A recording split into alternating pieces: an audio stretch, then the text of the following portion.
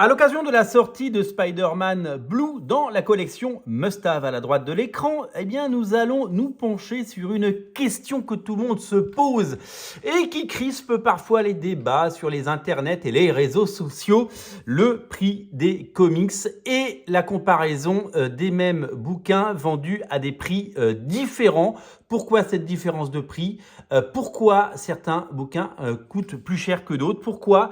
Qu'est-ce qui justifie le fait que eh bien, certains livres coûtent plus cher que d'autres? Eh bien, c'est ce que nous allons voir ensemble à travers cette vidéo et en comparant donc les deux éditions quasiment similaires de ces deux bouquins à deux prix totalement différents. Alors c'est vrai qu'habituellement on pourrait se dire à chaque fois bon ben celui-là il coûte un peu plus cher parce que le format est un peu plus grand, parce que c'est un deluxe, parce qu'il y a des bonus, parce que il y a eh bien, une édition un peu collector, un peu limitée. Voilà, il y a des arguments qui pourraient nous faire dire celle-là vaut plus cher que l'autre parce qu'il y a plus de contenu, plus de bonus et plus de travail apporté aux soins éditorial. Là, on est sur le même format. On est exactement sur le même format. C'est le format des comics, le format traditionnel. Regardez, les deux bouquins font la même taille. Vous remarquerez que l'édition à gauche de l'écran, l'édition Spider-Man bleu de la collection anniversaire Spider-Man est un peu plus fine. Et nous allons voir pourquoi, alors que c'est le même bouquin avec la même pagination. L'histoire, c'est Spider-Man bleu. C'est une mini-série en 6 parties qui est signée par Jeff Lobb et Tim Sale. C'est cultissime. Ça fait partie des très grands classiques et je suis ravi que ce soit réédité et que ça rentre dans le catalogue Must-Have de façon durable et pérenne parce que c'est un livre qui a trop longtemps été absent du catalogue et qui a trop souvent été en rupture, bien qu'il ait été édité plusieurs fois dans différentes collections. Enfin, il est de retour et c'est essentiel parce que ça fait partie des 100 comics de l'histoire qu'il faut avoir dans sa collection et ça fait partie de ces classiques. À gauche, vous avez l'édition de la collection anniversaire sortie il y a 2 ans maintenant je crois. Une édition anniversaire qui proposait des comics à 6,99 €. À droite, vous avez l'édition qui vient de sortir dans la collection Must-Have à 19 €. Qu'est-ce qui justifie eh bien, cette différence de prix dans le sens où nous sommes à peu près sur le même bouquin? Eh bien, nous allons le découvrir et nous allons en parler. L'histoire, c'est exactement la même. Il y a le même contenu. Il y a les 6 épisodes à l'intérieur. La couverture est différente. Ici, on a une couverture en couleur avec un zoom sur un dessin de Tim Sale. C'était la charte graphique, souvenez-vous, des différents bouquins. Il fallait une couleur, un aplat de couleurs. Et il fallait de l'autre côté avoir eh bien, le personnage en gros plan. Et de l'autre côté, nous avons Spider-Man bleu avec une couverture très bleue qui reprend une couverture américaine. Il y a déjà eu dans la même collection le Hulk gris qui n'est pas promotionné, vous le voyez dans cet album. Mais la couverture prenait la même thématique avec un Hulk gris sur fond gris. Et donc, du coup, c'était eh bien, assez raccord. La particularité, c'est que le design était plutôt réussi pour la collection anniversaire. C'était un franc succès chez nous. Et c'est une collection qui a trouvé son plaisir, son public, pardon, puisque à 6,99 €, forcément, c'était complètement quelque chose de incontournable. De l'autre côté, nous avons la collection Must-Have qui pourrait être parfaite s'il n'y avait pas ce bandeau affreux qui nous fait croire que c'est un comics justement, un comics promotionné ou un comics mis en avant. Honnêtement, pour un comics à moins de 10 balles en opération commerciale dans les librairies ou chez Carrefour, je peux accepter le bandeau Must-Have comme ça, mais sur un truc pérenne qui doit rester dans notre collection pour toujours, je trouve que ce bandeau n'a rien à faire là, je le trouve dégueulasse. Je rêve d'une collection chez Panini, un petit peu comme chez Urban, qui serait l'édition définitive, qui resterait en stock pendant des années, qui serait réimprimée quand il n'y en a plus. Parce que Spider-Man Blue, c'est sorti il y a 20 ans, mais Spider-Man Blue, vous pouvez le lire maintenant, vous pouvez le lire il y a 20 ans, vous pouvez le lire dans 20 ans, ce sera toujours aussi culte, ce sera toujours aussi bien. Donc ça m'énerve en fait d'avoir ce bandeau. La justification, c'était de faire une collection à petit prix à l'époque. Mais quand la collection a été lancée, les bouquins coûtaient 14,99 €. Puis ils ont commencé à coûter 15,99 €. Aujourd'hui, c'est 19 balles pour un bouquin comme ça. 19 € pour un bouquin qui est l'équivalent, vous le savez, d'un 100%. Et ça fait quand même un petit peu cher. Alors, quelle est la différence entre ces deux bouquins? La première différence, c'est l'ambition. Aujourd'hui, Vous connaissez le marché des comics, on en parle dans toutes nos émissions sur le marché des comics. Le marché des comics, c'est une niche. Donc, c'est très compliqué de sortir un bouquin aujourd'hui qui fait 160 pages, je dirais. Est-ce qu'il est numéroté? Non, il n'est pas folioté.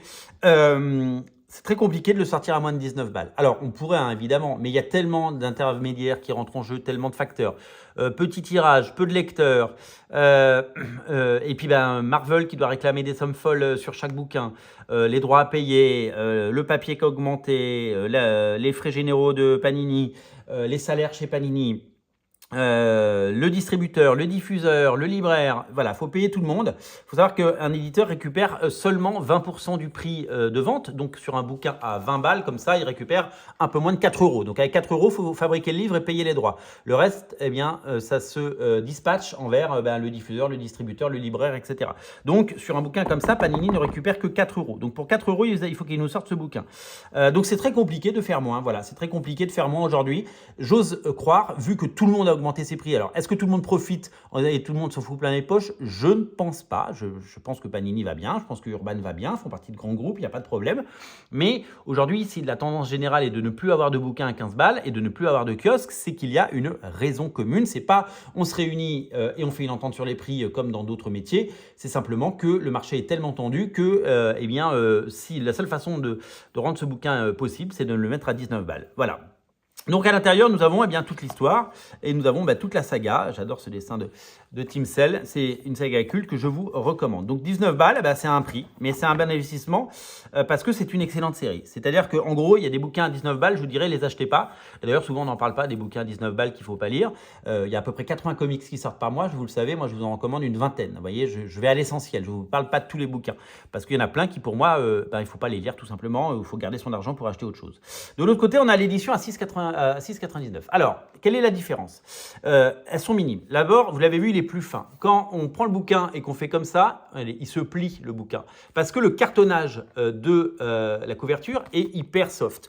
Et vous le savez, cette édition, ces collections anniversaires, ce sont des collections pour évidemment faire découvrir les comics. Ce sont des opérations découvertes. Donc, le but n'est pas de vous offrir la meilleure expérience de lecture ou le plus beau bouquin possible pour 7 euros. Le but est de vous faire découvrir à moindre frais un bouquin essentiel et un bouquin qui vous fera aimer les comics. Donc, vous le voyez, la couverture, elle se plie. Alors que là, sur le Spider-Man bleu, elle ne se plie pas parce qu'on est sur un 100% et que là, on est sur une vraie qualité d'édition. À l'intérieur, c'est quoi la différence? À l'intérieur, c'est juste la différence, elle est au niveau essentiellement de l'éditorial. Là, on a droit à une introduction, les personnages, les auteurs, et on attaque sur l'histoire. À la fin, on n'a absolument aucun bonus. On a de la pub pour des autres comics, parce que c'est un comics publicitaire, et les autres comics de la collection. Spider-Man bleu, c'est un tout petit peu plus travaillé au niveau éditorial. Nous avons l'introduction. Nous avons l'introduction de John Romita Sr., voilà, sur 2 pages. Et à la fin, nous avons la même chose. Nous avons un carnet de croquis qui n'est pas dans l'autre édition. Donc il y a plus de pages et il y a plus de contenu, et avec des dessins inédits. On a les auteurs et on a à la fin un cahier sur la chronologie de Spider-Man pour découvrir Spider-Man et peut-être vous donner envie de lire d'autres histoires et d'autres aventures de Spider-Man. Donc c'est plutôt bien fait. Et il y a un petit peu plus d'éditorial dans cette édition qui est un peu plus cher que dans celle-là. Alors comment ça se fait que celle-là coûte 19 euros et que celle-là coûte 7 euros, 6,99 euros. Pourquoi une telle différence de prix? Je vous le demande. Pourquoi? Tout simplement, c'est très simple. Un comics aujourd'hui, c'est très compliqué, je vous l'ai dit tout à l'heure, de le sortir à moins de 19 balles. Il pourrait essayer de le sortir à 15, 16, 17. Aujourd'hui, c'est le tarif, c'est 19 et on n'ira pas en arrière. Cherchez pas à vous dire que les prix vont baisser. Les prix n'ont jamais baissé et ils ne baisseront jamais. Aujourd'hui, c'est 19 balles. Dans quelques années, ce sera 24.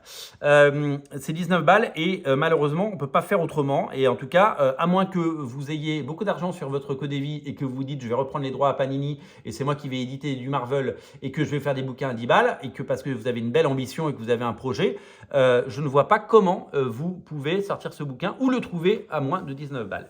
C'est comme ça, c'est cher, mais c'est comme ça. Pourquoi celui-là est moins cher alors? Pourquoi il coûte que 7 balles? Eh bien, c'est simple. Celui-là, il n'est pas destiné à entrer dans des collections. C'est un comics promotionnel. C'est-à-dire que celui-là, il est payé par le marketing et par la publicité. Pour faire connaître son travail, pour faire de la publicité. quels sont les moyens aujourd'hui? Vous décidez de vous lancer dans la bande dessinée, de vous lancer un projet, de vous lancer un produit. Comment? Eh bien, vous le faites connaître. Vous pouvez le faire connaître de façon organique et par les réseaux sociaux. Vous pouvez le faire découvrir à travers vos différents moyens de collection de communication à vous. Donc réseaux sociaux, YouTube, si vous avez un blog, si vous avez une chaîne, mais tout ça, ça se travaille, c'est du travail. Ou vous pouvez le faire en achetant des encarts presse. Vous pouvez prendre bien de la publicité dans les journaux, vous pouvez faire de la publicité à la radio, de la publicité au cinéma, de la publicité sur Internet, de la publicité à la télé. Tout ça, ça coûte très cher. La publicité à la télé, c'est ce qui coûte le plus cher. Alors sur les chaînes de la TNT, c'est pas trop cher, mais ça reste quand même super cher.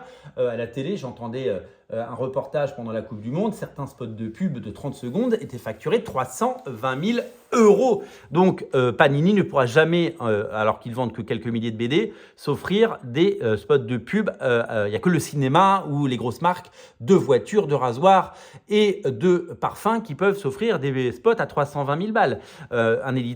Aucun éditeur, même les très gros éditeurs en France, ne s'offre pas de spots de pub à 50 000 ou 300 000 €.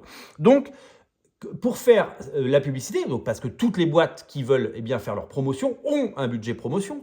Donc plutôt que mettre de l'argent sur un encart presse ou sur de l'affichage, sur des panneaux publicitaires, sur des abribus, sur des 4x3 au bord des routes, ils décident de financer donc à perte ce genre de collection. Donc un bouquin comme ça, c'est pas viable à 7 €. C'est pas viable. Panini, sur 7 €, Panini récupère en gros 1,50 €. 1,50 €, on ne peut pas sortir un bouquin et gagner de l'argent. C'est pas possible. Donc en fait, ils financent avec leur budget marketing, c'est-à-dire l'argent qu'ils ont gagné par ailleurs et qu'ils ont décidé d'allouer à la publicité. Ils financent chaque album à 7 €, à 6,99 € est subventionné par les ventes d'Omnibus, par les ventes d'Absolute, par les ventes de Deluxe, par les ventes des autres bouquins Panini ou même peut-être par les stickers Panini. L'idée de Panini, c'est de se dire, je veux faire découvrir les comics, je veux faire découvrir les bons comics, je veux que les gens puissent à 7 € avoir une bonne histoire et peut-être leur donner envie d'aller ensuite acheter d'autres bouquins. Donc, je fais cette promotion, je mets en avant ces comics. C'était 6,99 €, c'est ça, 6,99 €. Parce que maintenant, c'est passé à 7,99 € de mémoire. Mais en tout cas, à l'époque, c'était 6,99 €, donc 7 €. Donc, ils décident de financer à perte un tirage. Donc, peut-être qu'ils en ont tiré 10 000 de chaque, il y en avait 10. Donc, il y a 100 000 comics qui sont financés à hauteur peut-être de 1 ou 2 € par comics. Donc, ils mettent un budget de, je ne sais pas, 100 000 € sur la table pour se dire, on va recruter des nouveaux lecteurs et peut-être qu'avec ça, peut-être que les gens auront envie de lire du Spider-Man et que peut-être ils vont acheter les autres bouquins dont on fait la promotion ici, sur lesquels on gagne un peu plus d'argent. Et peut-être qu'on va surtout recruter des nouveaux collectionneurs qui vont acheter des comics non pas une fois de temps en temps, mais toutes les semaines. Et ce serait formidable. Donc, c'est de la publicité, c'est de la promotion. La publicité, vous me dites, mais c'est gratuit la pub, normalement, on ne devrait pas les payer. Eh ouais, mais eux, ils décident de subventionner une partie de l'album et de donner de la valeur aux choses. Parce que là, si on vous donne des comics gratuits, il y en a 50% qui finira à la poubelle ou 70%. Alors qu'un comics payant, vous le gardez. Et en plus, la collection, elle est bien. Parce que moi, j'en ai quelques-uns dans cette collection.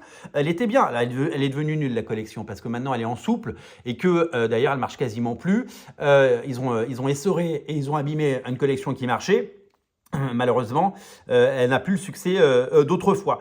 Mais en tout cas, c'est des beaux livres et c'est des livres qu'on a envie de garder. Donc, l'opération, elle est super parce que pour 6,99 €, vous avez un bel album, une bonne histoire, un bon comics qui va vous donner envie d'en lire plus. Mais c'est un comics qui ne reste pas au catalogue parce que quand il n'y en a plus, il n'y en a plus. Il n'y a pas de retirage. Alors que celui-là est a priori destiné à rester au catalogue. Alors oui, il y a une différence de prix. Mais ça, c'est un prix promotionné, donc ça dure un temps. Et ça, c'est le prix normal, entre guillemets normal, des choses et il coûte 19 balles. Donc si vous avez eu la chance de l'acheter à 6,99 €, tant mieux, gardez-le. Si vous ne l'avez pas acheté à 6,99 €, maintenant il est disponible à 19 €. Dans les deux cas, vous avez la possibilité, évidemment, bien entendu, de lire cette saga. Et dans les deux cas, je vous invite à le faire parce que c'est tout simplement un de mes comics préférés. Ça fait partie de ces comics que j'adore et ça fait partie des comics que je vous recommande. Lisez Spider-Man bleu pour les intimes. Ça fait partie de ces comics absolument incroyables qu'il faut avoir lu et qu'il faut avoir dans sa collection. Qu'il coûte 6,99 € ou 19 €, il est absolument incontournable. Je vous invite évidemment à le découvrir et j'espère avoir répondu à vos questions à travers cette vidéo. Et si vous en avez d'autres, n'hésitez pas à me poser la question en commentaire. Salut!